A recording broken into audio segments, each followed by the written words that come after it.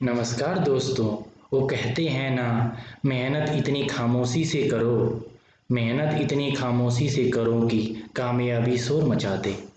मैं आप सभी लोगों का तहे दिल से टारगेट इलेक्ट्रीशियन NSQF में स्वागत करता हूं। दोस्तों, मैं जो कोर्स स्टार्ट किया हूं ITI इलेक्ट्रीशियन बूस्टर 1100 प्लस, इसके दूसरे लेक्चर में मैं आपको सुरक्षा हस्त औजार के रिमेनिंग क्वेश्चंस कराऊंगा जो ऑब्जेक्टिव टाइप होंगे।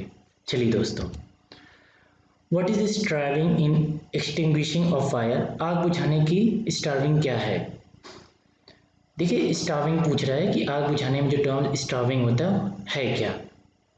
पहला ऑप्शन है अग्नि में ईंधन मिलाना, अग्नि से ईंधन अलग करना, जल का उपयोग करके तापमान कम करना, अग्नि को ऑक्सीजन की आपूर्ति से अलग करना। दोस्तों, पहला ऑप्शन तो सरासर गलत हो गया, क्योंकि इसमें कह रहा है कि अग्नि में ईंधन मिलाना। जब अग्नि में ईंधन हम मिलाएंगे तो आग और बढ़ेगी। बाकी जो तीनों ऑप्शन हैं रिमेनिंग बी और सी और डी, अग्नि से ईंधन अलग करना, जल का उपयोग करके तापमान कम करना, अग्नि को ऑक्सीजन की आपूर्ति से अलग करना, ये तीनों मेथड जो होते हैं आग बुझाने में यूज़ किए जाते हैं। लेकिन हमसे यहाँ पे पूछा गया स्टार्विंग, एक टेक्निकल टर्म है, किस स्थिति में हम स्टॉर्मिंग टर्म्स यूज़ करते हैं जब आग को बुझाते हैं। वो स्थिति वह होती है जब हम ईंधन को आग से अलग करते हैं, अग्नि से ईंधन को अलग करते हैं। ऑप्शन बी इसका करेक्ट होगा। और दोस्तों, बारीकी से देखते हैं, जो हमारी आग है 3 एलिमेंट से मिलने के बाद बनती है। ऑक्सीजन वहाँ पे अवेलेबल हो, गर्मी अवेलेबल हो और ईंधन अवेलेबल हो। तीनों चीज़ अगर अवेलेबल हैं तो वहाँ पे आग लगती है। देखते होंगे आप, सर्दियों में आग कम लगती है क्योंकि वहाँ पे गर्मी का एलिमेंट एब्सेंट रहता है, जबकि जो हमारा समर्स होता है, गर्मियाँ होती हैं, वहाँ पे गर्मी मिल जाती है, ऑक्सीजन ईंधन मिल जाते हैं, इसे आग पकड़ लेती है। आग की घटनाएं गर्मियों में ज़्यादा होती हैं। दोस्तों, अगर हमें आग बुझाना है तो इन तीनों एलिमेंट में से किसी एक एलिमेंट को अगर हम अलग कर देंगे, ऑक्सीजन, गर्मी या ईंधन को, तो आग बुझ जाएगी। जैसे कि हम जानते हैं, पिछले लेक्चर में मैंने बताया था, जैसे ऑटो का मैं एग्जांपल लेता हूँ। अगर ऑटो रिक्शा है, अगर इसका हम एक भी पहिया निकाल दें तो ऑटो जहाँ का तहाँ रह जाएगा, कि बिना किसी काम का रहेगा। ठीक वही कॉन्सेप्ट हम यूज़ करते हैं आग बुझाने में। अगर किसी एक एलिमेंट को हम हटा देंगे तो आग बुझ जाएगी। दोस्तों, जब हम ऑक्सीजन को हटाते हैं, जब ऑक्सीजन को रिमूव करते हैं तो इसे हम बोलते हैं स्मूथ रिंग। मैं रिपीट कर दे रहा हूँ, स्मूथ रिंग। अगर हम गर्मी को हटाते हैं इसे हम कूलिंग बोलते हैं, और जब हम ईंधन को हटाते हैं तो इसे स्ट्राविंग बोलते हैं, स्ट्राविंग। इसीलिए मैंने इस ऑप्शन में स्टार्विंग को यूज़ किया है। अग्नि से ईंधन अलग करना, यहाँ पे देखिए क्या है कि इंग्लिश के जो टर्म है वो गलत है, using water to cool down, ये नहीं है। हिंदी और इंग्लिश की जो टाइपिंग है इसमें ऊपर नीचे हो गई। जो हिंदी वाला जो ऑप्शन है ना, अग्नि से ईंधन को अलग करना, ये सही है। चलिए दोस्तों, what is the name of PP? PP का नाम क्या है? इसमें 4 ऑप्शन दिया है। नोज मास्क, नाक कवच, हेड शील्ड, सर का कवच, फेस शील्ड, चेहरे का कवच, हैंड स्क्रीन, हाथ स्क्रीन। देखिए, आप जज करिए। अगर जज करेंगे, क्योंकि थ्योरेटिकल क्वेश्चन में हम जज करते हैं और गलत करके चले जाते हैं, हमारी गलती है। सबसे ज़्यादा नेगेटिव मार्किंग हमारा जो थ्योरेटिकल क्वेश्चन होते हैं ना, जो इस तरह आते हैं, हम अपने फीलिंग को रोक नहीं पाते हैं, फीलिंग में क्वेश्चन कराते हैं और गलत कराते हैं। यही 3 फेस या मोटर्स क्वेश्चन होंगे, अगर हमें नहीं आएगा फॉर्मूला, अगर याद नहीं रहेगा, हमें मेथड पता नहीं है, तो हम गलत नहीं करते हैं, अटेम्प्ट ही नहीं करते, छोड़ देते हैं। बाकी ऐसे आ जाते हैं तो हम अपने फीलिंग पे ले लेते हैं कि भाई इसे तो करना ही करना है, क्योंकि अटेम्प्ट भी तो दोस्तों को बताना है कि भाई हमने इतने किए हैं। तो दोस्तों, देखने में तो हमें लग रहा है कि हेड सील्ड होगा, लेकिन ये एग्जैक्टली हाथ में पकड़ के यूज़ करते हैं, वेल्डिंग जो करते हैं, इसे बोलते हैं हैंड स्क्रीन। इसे आप ये ध्यान रखिएगा। बाकी जो नोज़ मास्क है, नोज़ मास्क कुछ और होता है, जैसे कि आप हैंड स्क्रीन को इस तरह भी देखते हैं, जो मैं इसे और थोड़ा सा दिखा दे रहा हूँ, जो ब्लैक एंड वाइट था, इस तरह का कुछ होता है, हाथ में पकड़ के भी कर सकते हैं। अगर हाथ में पकड़ने में कोई प्रॉब्लम है तो सर पे भी रख सकते हैं। बाकी मास्क किस तरह होता है आप देखते हैं, जिसे हमें प्रदूषण से जो जहरीली गैस है उससे बचाता है। चलिए दोस्तों, नेक्स्ट ऑप्शन पे आते हैं। Which disposal method of waste save lot of energy? अपशिष्ट निपटान विधि कौन सी है जो बहुत सारी ऊर्जा बचाती है? लैंडफिल, जमीन में भरना, रिसाइकिल, पुनर्चक्रण, इंस्किरेशन, भस्मीकरण, कंपोजिट, खाद डालना। तो इसमें इनका ये कहने का मतलब है कि अपशिष्ट निपटान विधि में कौन सा जो मेथड है हमारा बहुत कारगर होता है जिसमें हम बहुत सारी एनर्जी बचाते हैं? इसका दोस्त होता है रिसाइकलिंग। और किसी चीज़ को अगर बार बार हम उसे यूज़ करें रिसाइकिल कर करके, जैसे हम कपड़े को धुल धुल के बार बार पहनते हैं, कितनी बार चलता है। अगर यही हमारा होता है कि एक बार कपड़ा पहनना फिर उसे धुलना नहीं है, तो कितना वेस्ट ऑफ कपड़े होते हैं, क्लॉथ्स हम जब यूज़ करते हैं डेली लाइफ में। उसी तरह जो हमारे यूज़ करने वाले प्रोडक्ट हैं उनको हम बार बार रिसाइकिल करके यूज़ कर सकते हैं। जैसे कि मान लीजिए आपके पास ग्लास का बोतल है, आपने उसमें दवाइयाँ लेके आए, आप यूज़ कर लिए, उस बॉटल को हम क्या करते हैं, कबाड़ी जो आते हैं हमारे यहाँ स्क्रैपर्स लेने वाले, उनको हम देते हैं, वो ले जाते हैं, उसे रीसेल करते हैं, फिर उनको क्या करते हैं, गला के दोबारा बॉटल बनाई जाती है, उसे फेंकते नहीं हैं। बाकी जो लैंडफिल है ये भी अच्छा है लेकिन इतना कारगर नहीं होता है। ऊर्जा इसमें सबसे ज़्यादा हमें संचित होती है, ज़्यादा नुकसान नहीं तो बहुत ज़्यादा। इसमें ऊर्जा सेफ होती है, इससे प्रदूषण कम होता है, और जो गड्ढे वगैरह रहते हैं भर जाते हैं। इंस्किरेशन क्या होता है, ये किसान यूज़ करते हैं, इसे भस्मीकरण बोलते हैं। इसमें तो हमें खाद बनती है लेकिन प्रदूषण बहुत ज़्यादा होता है, नुकसान बहुत ज़्यादा हमारे नेचर को होता है। कंपोजिट खाद बनाना, ये क्या होता है कि हम कम मात्रा में बनाते हैं ना, इसलिए हम घरेलू यूज़ करते हैं। इसका बस हम एक ही यूज़ कर सकते हैं कि खाद बना सकते हैं और खेत में यूज़ कर सकते हैं। लेकिन रिसाइकिल मेथड अगर हम यूज़ करते हैं, रिसाइकिल मेथड में बहुत सी चीज़ें होती हैं। आप हर एक चीज़ की रिसाइकिलिंग देखिए, लोहे के रिसाइकिल होता है, प्लास्टिक रिसाइकिल होता है, जो कांच रिसाइकिल होता है। इसके बेनिफिट बहुत ज़्यादा है, इसीलिए हमारा रिसाइकिलिंग सबसे ज़्यादा एनर्जी बचाता है। Which artificial respiration method is to be performed to the victim with injuries on the chest and belly? किस प्रकार की कृत्रिम श्वसन विधि का प्रयोग उस पीड़ित के लिए करते हैं जिसकी छाती और पेट पर चोट हो? चार ऑप्शन है। इस चैपर मेथड, इसे सेफर्स विधि बोलते हैं। माउथ टू माउथ मेथड, मुंह से मुंह विधि। माउथ टू नोज मेथड, मुंह से नाक विधि। नेल्सन और left back pressure method, Nelson की भुजा ऊपर पीछे दबाव विधि। दोस्तों जो हमारी आर्टिफिशियल रेस्पिरेशन तब बात कीजिए अगर कोई बंदा अगर जल गया है, उसके जो है कि पीड़ित का जो है कि जो छाती और पेट पर चोट लगी हुई है या छाले पड़े हैं, उनको हम किस तरह ट्रीटमेंट देते हैं। इसका जो होता है जो मेथड होता है नेल्सन लेफ्ट मेथड होता है। इसमें क्या होता है कि अगर बंदा इस तरह लेटा हुआ है, उसको बॉडी में चोट लगी हुई है, तो हम क्या करते हैं उसके हैंड को और अपने हैंड से जो उसकी छाती के ऊपर वाला जो पोर्शन है वहाँ पे प्रेशर देते हैं, जिससे कि जो उसका पेट और छाती है बची रहे, और गर्दन से थोड़ा सा नीचे जो है वहाँ प्रेशर देते हैं, जिससे कि उसकी सांस लेने में कोई दिक्कत ना हो। और जो इस चैपर्स मेथड होता है ये उनके लिए किया जाता है जो नदी उदी में डूब जाते हैं या फिर पानी जिनके बॉडी में ज़्यादा रहता है, इस तरह रहते हैं, उनको उल्टा लिटा देते हैं, उनके ठीक कमर के ऊपर प्रेशर देते हैं 60 पाउंड का। 1 मिनट में 10 से 12 बार करते हैं, तो जो पेट से पानी वगैरह सब बाहर आ जाता है। बाकी माउथ टू माउथ रेस्पिरेशन, ये भी पानी वालों को होता है, मुंह में हम ऑक्सीजन देते हैं। आप देखे होंगे मूवी वगैरह में दिखाते हैं, अगर कोई डूब जाता है तो उसे बाहर निकालते हैं। उसके बाद mouth to nose, same mouth to mouth जो रेस्पिरेशन है उसी का होता है। कुल मिला के दोस्तों इस क्वेश्चन में यही था कि अलग अलग कंडीशन में अलग अलग तरीके से हम रेस्पिरेशन लाते हैं, इंसान की सांस को लाने की कोशिश करते हैं। उसी में जो हमारा नेंसल आर्म था, जब कोई आग वगैरह से पीड़ित होता है, जला रहता है, चोट लगी रहती है, तो इस तरह हम उसकी सांस को या धड़कन को चलाने की कोशिश करते हैं। बहुत कारगर होता है, फर्स्ट एड में आता है। Which type occupation health hazards is cause for infection? किस प्रकार के व्यावसायिक स्वास्थ्य खतरे के कारण संक्रमण हो सकता है? दोस्तों संक्रमण आप देखते हैं बायोलॉजिकल हजार्ड्स की वजह से होता है, बायोलॉजी जैविक नुकसान की वजह से होता है। अगर मान लीजिए किसी को मान लीजिए कोलरा हो रखा है, कोलरा हो रखा है, आप वहाँ पास में हैं, उनके टच में आते हैं, तो आपके भी होने के चांसेस बन जाते हैं। किसी को चिकन पॉक्स हो रखा है, उसके पास में, तो आपके भी होने के चांसेस रहते हैं। ऐसी बहुत सी बीमारियाँ आती हैं जो ट्रांसमिट होती हैं एक दूसरे से। लेकिन यहाँ पे पहला ऑप्शन दे रखा है विद्युत नुकसान। अगर किसी को करंट मार दिया है तो अगर आप उसे टच करेंगे तो आपको करेगा, लेकिन ये यहाँ पे हेल्थ पे आपको बायोलॉजिकल हजार्ड नहीं है, जो कि इन्फेक्शन नहीं होता है अगर किसी को करंट मारा है तो। अगर लाइव वायर से टच में है तो आप टच करेंगे तो आप करंट मारेगा, लेकिन अगर कोई बंदा है जिसे करंट लग चुका है, उसका इलाज चल रहा है, अगर उसके बगल में बैठे तो आपको कोई दिक्कत नहीं होने वाली है। सेम फिजिकल, किसी का हाथ पैर टूटा हुआ है, एक्सीडेंट हुआ है, उसके बगल में आप बैठ के हॉस्पिटल में बैठे तो कोई आपको खतरा नहीं, उससे कोई आप तो संक्रमण नहीं आएगा। अगर कोई साइकोलॉजिकली मान लीजिए कोई मेंटली डिस्टर्ब उसके पास में आप बैठे तो आप पे उसका भी कोई इफेक्ट नहीं पड़ेगा। चलिए दोस्तों इसका जो ऑप्शन बी सही था। What is the use of this tool? ये जो टूल दिया हुआ है इसका इस्तेमाल क्या होता है? अच्छा, आपको मैं लास्ट लेक्चर में बताया था, ये जो टूल है इसे पिंसर बोलते हैं हम। पिंसर, पिंसर का इस्तेमाल क्या होता है दोस्तों? एक कील और नेल निकालने के लिए काम में लिया जाता है लकड़ी से, ठीक है।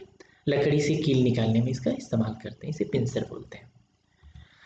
How will you diagnose the victim is suffering under cardiac arrest? दिल के दौरे से पीड़ित व्यक्ति को आप कैसे पहचानेंगे? अगर किसी को हार्ट अटैक आया है, कार्डियक अरेस्ट आया है, तो आप उस व्यक्ति को कैसे पहचानेंगे किसको आया है?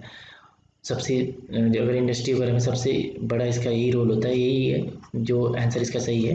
Appear blue colour around his lips, उसके होठों के पास में नीले कलर, नीला पड़ जाता है उसका होठ, यही पहचान है। तुरंत हम हॉस्पिटल ले जाएं और उनको ट्रीटमेंट दें।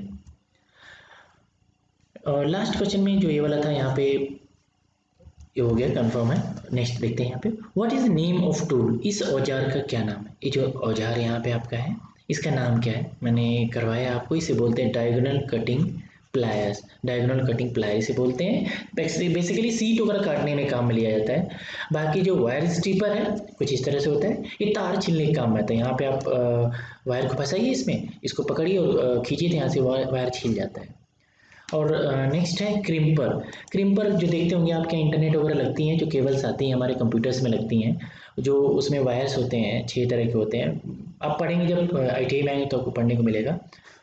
उसको हम इसके हेल्प से क्रिम्प करते हैं। और क्रिम्प करना मतलब छीलना उसे बोलते हैं, इसे क्रिम्पर बोलते हैं। स्पेशली क्या होता है, जो इंटरनेट की केबल्स वगैरह आते हैं उसमें इस्तेमाल करते हैं इसे। और जो कॉम्बिनेशन प्लायर एक घरों में अपने देखते हैं, इससे सारा काम कर लेते हैं, हम तार काट लेते हैं, घरों में रखते हैं, बिजली का काम भी कर लेते हैं, मल्टी यूज़ होता है। इसे क्या बोलते हैं? कॉम्बिनेशन प्लायर बोलते हैं। What is the name of safety sign? इस सुरक्षा चिन्ह का क्या नाम है? जो सुरक्षा चिन्ह दिया हुआ है इसे बोलते हैं मैंडेटरी साइन, आवश्यक चिन्ह बोलते हैं। ब्लू कलर का इसका पृष्ठभूमि होती है। और जिस चीज़ के लिए बताया जाता है कि इसमें कि आपको भाई मास्क लगा के आना जरूरी है, उसको बता रहा है। बाकी फर्स्ट ऑप्शन जो वार्निंग साइन है कुछ इस तरह, इसका नीला बॉर्डर होता है, ट्राइंगल होता है, त्रिभुज का होता है, और जो इसका पृष्ठभूमि पीली कलर की होती है। यहाँ पे ये बता रहा है कि यहाँ करंट लग सकता है, बच के रहिए। प्रोविजन साइन जो होता है निषेधक चिन्ह होता है, सर्कल होता है, इसमें रेड कलर कट लगता है, यहाँ पी लिखा गया कि यहाँ पार्किंग अलाउड नहीं है। और इंफॉर्मेशन साइन सूचना चमक चिन्ह कुछ इस तरह, बैकग्राउंड इसका ग्रीन कलर का होता है, व्हाइट कलर का बताते हैं इसमें चिन्ह लगा के कि भाई यहीं आसपास में आपका मेडिकल फैसिलिटी है। What is the first aid to given to stop bleeding of victim? पीड़ित के ब्लीडिंग ऑफ विक्टिम्स, पीड़ित के रक्त के बहाव को रोकने के लिए क्या प्राथमिक चिकित्सक उपलब्ध कराई जाती है? प्राथमिक चिकित्सा उपलब्ध कराई जाती है। पहला है अप्लाइंग ऑर्नामेंट, मलहम लगाना। Keeping the injured portion upward, चोट लगे हुए भाग को ऊपर रखना। Covering the wound portion by dressing, चोट लगे हुए भाग को ड्रेसिंग करना। Applying pressure over the injured portion, चोट लगे हुए भाग पर दबाव डालना। अगर दोस्तों अगर ब्लीडिंग हो रही है, अगर किसी को चोट लगी है, अगर ज़्यादा ब्लीडिंग हो रही है, तो उसमें क्या करते हैं हम? उस पर हम चोट लगे हुए भाग पर दबाव डालते हैं। आप घर में अपनी भी देखते हैं, कभी चोट लग जाती है, अगर ब्लेड से हल्का सा या जो हमारी छुरी से हाथ कर लेते हैं, हम दबा लेते हैं तुरंत उसे जोर से। तो उससे क्या होता है, दरअसल हमारे बॉडी में विटामिन के होती है, विटामिन के। विटामिन के का काम क्या होता है? ये रक्त का थक्का जमाता है, अगर बाहर आता है। ऐसा नहीं है कि अगर बॉडी में जो हमारे खून बह रहा है हमारी नाड़ियों में विटामिन के की वजह से जम जाएगा, ऐसा नहीं होता। जब हम बाहर पोर्शन में हमारा ब्लड आता है, उस समय जो विटामिन के क्या करता है, जब बाहर कांटेक्ट में, जब हमारा ब्लड ऑक्सीजन से जब बाहरी इन्वायरमेंट से कांटेक्ट में आता है, विटामिन के क्या करता है कि इस पे लेयर बना देता है। आप देखते होंगे पीली कलर की हल्की सी, वो थक्का जमा देता है, जिससे करंट जिससे कि हमारा ब्लड रुक जाता है। इसलिए कभी चोट लगती है, देखते हो थोड़ा देर दबा देते हैं, अपने ब्लड बहना रुक जाता है। और जिनके अंदर विटामिन के की कमी होती है, उनका खून रुकता ही नहीं, आप कुछ लोगों को देखते होंगे। और जिनके अंदर विटामिन के ज़्यादा होता है, फटाफट कर रुक जाता है। लेकिन इस ऑप्शन में जो विटामिन के की वजह से थक्का जमता है, और किस वजह से जमता है? विटामिन के की वजह से रक्त जमता है। और जब जब किसी जो विक्टिम है उसका ब्लीडिंग हो रही है, तो आपको क्या करना चाहिए? Applying pressure over the injured portion, जो इंजर्ड चोटिल भाग उस पर जोर से दबाएंगे तो अपने आप विटामिन के हेल्प से जो थक्का जमेगा और ब्लड रुक जाता है। What is the immediate action should be taken to rescue the victim if he is still in contact with the electrical power supply? पीड़ित को बचाने हेतु क्या तत्कालीन कदम उठाने चाहिए यदि वह अभी भी विद्युत शक्ति स्रोत से संपर्क में है। पहला ऑप्शन है पुल और push him from the contact by hand, हाथों द्वारा खींचे या धक्का दें। Inform your authority about this electric shock, अपने प्राधिकारी विद्युत झटके के बारे में जानकारी दें। Call someone for helping to remove him from contact, किसी को उस व्यक्ति को छुड़ाने हेतु बुलाएं। Break his contact by switching off the power supply, संयोजकों की अलग करके शक्ति आपूर्ति को बंद कर दें। दोस्तों इसका जो ऑप्शन डी सही होता है कि क्या जब अब आप देखते हैं तुरंत इमीडिएट एक्शन लेना होता है, उस समय क्या करें आप, जो वहाँ पे इलेक्ट्रिकल डिवाइस लगी हुई है उसे अलग कर दें और जो जहाँ से करंट आ रही थी उसे स्विच ऑफ कर दें। बाकी जो रिमेनिंग ऑप्शंस है, अगर आप उनको छुएंगे, हाथों द्वारा खींचे या धक्का लगाएं, आप भी करंट के उस झटके में आ जाएंगे, आपको भी करंट लग जाएगा। अपने प्राधिकारी विद्युत झटके के बारे में जानकारी, अगर आप अपने अधिकारी को बताने जाए तब तक उसकी डेथ हो सकती है। अगर आप डेथ हो सकती है ना, अगर आप स्विच ऑफ कर देंगे तो बच सकता है, तो ये भी डिले होगा, कुल मिला के अच्छा स्टेप नहीं होगा। किसी को उस व्यक्ति को छुड़ाने हेतु बुलाएं, ऐसा अगर किसी को बुलाएंगे छुड़ाने में तब भी टाइम लगेगा, आएगा छुड़ाने। अगर वो लकड़ी की डंडी लेके आता है प्रॉपर प्रिकॉशन के साथ, शूज़ पहन के आता है और जो लकड़ी के स्टूल पे बैठ के अगर उसे छुड़ाने की कोशिश कर, छुड़ाएगा लेकिन टाइम टेकिंग हो जाएगा। लेकिन यहाँ पे जो ऑप्शन हमारा सबसे अप्रोप्रिएट यहाँ पे है कि आप स्विच ऑफ कर दीजिए और जो इलेक्ट्रिक डिवाइस है उसे अलग कर दीजिए उनसे। What is the name of the cautionary sign, इस सचेतक चिन्ह का नाम क्या है। देखिए यहाँ पे आप देखते होंगे रोड साइड में ऐसा लगा ही रहता है, इस तरह बना देते हैं ट्रायंगल के अंदर। इसका जो मतलब होता है पेडेस्ट्रियन क्रॉसिंग, पैदल क्रॉसिंग। आप देखते होंगे कि जैसे कि कोई चौराहा होता है, वहाँ पे इस तरह बनी रहती है, चौराहे पे इधर भी बनी रहती है, इधर भी बनी रहती है साइन। जब रेड लाइट होती है तो यहाँ से पैदल जाने के भी 10 सेकेंड 15 सेकेंड दिया था, इस पे से लोग जाते हैं, इसे क्रॉसिंग का साइन बताते हैं। ठीक है, इसका ऑप्शन डी होगा, पेडेस्ट्रियन क्रॉसिंग। कुछ इस तरह साइन होती है, आप देखते हैं रोड साइड में।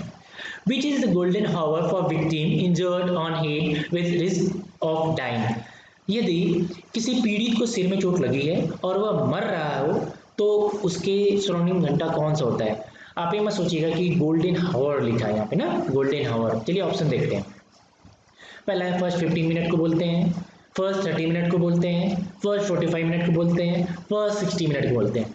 अगर कोई बच्चा तुक्का मारने वाला हो तो देखिएगा कि which is the golden hour for victim, hour देखिएगा, घंटा देखेगा, घंटा, तो सोचेगा कि घंटे की बात चल रही है तो 60 मार के चला आएगा, जो कि गलत है। मैंने आपको 3 क्लास में बताया कि जो गोल्डन हावर होता है फर्स्ट 30 मिनट, 30 मिनट होते हैं। इसमें किसी को अगर बहुत ज़्यादा चोट वोट लगी तो उसे बचाने का सबसे बड़ा, अगर हॉस्पिटल टाइम पे हम लेके चले हैं 30 मिनट के अंदर या प्रॉपर ट्रीटमेंट देते हैं तो बच जाती है उसकी जान। इसे ही गोल्डन हावर बोलते हैं। नाम तो गोल्डन हावर है लेकिन समय कितना होता है, 30 मिनट इनिशियल चोट वोट लगने के बाद। ठीक है, चलिए आगे बढ़ते हैं। Which condition of victim is referred as coma stage, पीड़ित की कौन सी स्थिति को कोमा कहा जाता है। Unconscious but can respond to calls, बेहोश रहना पर बुलाने पर उत्तर देना। Conscious but can not respond to call, होश में रहना पर बुलाने पर उत्तर न देना। Breathing but can not respond to calls, सांस लेना पर बुलाने पर उत्तर न देना। Lie totally senseless and do not respond to call, पूरी तरह संवेदनशील रहकर होकर लेटे रहना एवं बुलाने पर उत्तर न देना। ऑप्शन ए सही है। कोमा में ही कंडीशन होती है कि वो बिल्कुल आपको देखता रहेगा लेकिन आप कुछ बोलेंगे वो रिस्पॉन्स नहीं करता, आंखें खुली होंगी, सांसें भी चल रही होंगी, वो कोमा कंडीशन होती है। ये बेहोश रहेगा तो उत्तर कैसे देगा, ये नहीं है तो बेहोशी का सीधे सीधे बेहोशी बोल दिया। होश में रहना पर उत्तर, ये तो अगर कोई बंदा होश में बातचीत कर रहा है, अगर कोई बोल रहा है तो चुपचाप ऐसे देख रहा है उसकी तरफ, टुकुर टुकुर कह रहा है भाई तुम कुछ भी बोलोगे, हम बोलेंगे ही नहीं बोलेंगे। जैसे टीचर बोलता है, अगर हम वाइवा में जाते हैं और टीचर हमसे क्वेश्चन पूछते हैं प्रैक्टिकल में, हमें नहीं मतलब चुपचाप उनकी तरफ टुकुर टुकुर देखते होते हैं, तो ऐसा थोड़ी कोमा में चला गया, ये भी गलत है। Breathing but can not respond, सांस ले रहे चुपचाप योगा कर रहे हैं बाबा रामदेव की तरह और कुछ नहीं बोल रहे हैं, तो ऐसा थोड़ी योगा, वो तो योग कर रहे हैं, कोमा में थोड़ी है। कोमा में क्या होता है, पूरी तरह संवेदनशील होकर लेटे रहना पर बुलाने पे उत्तर न देना, बिल्कुल सेंसलेस है ना, उसको कोई सेंस ही नहीं है कि किस कंडीशन में, तो कोमा कंडीशन होती है। दोस्तों अगर आप मेरी वीडियो, अगर आपको मेरा दी गई इन्फॉर्मेशन अच्छी लगे तो लाइक करें, अपने दोस्तों तक शेयर करें और सब्सक्राइब करें ताकि वीडियो आप तक पहुंच सके। और कोई आपको सजेशन है तो आप मुझे कमेंट भी कर सकते हैं, मोस्ट वेलकम। बाकी नेक्स्ट लेक्चर में मिलते हैं, तब तक के लिए थैंक्स फॉर वॉचिंग। जय हिंद दोस्तों।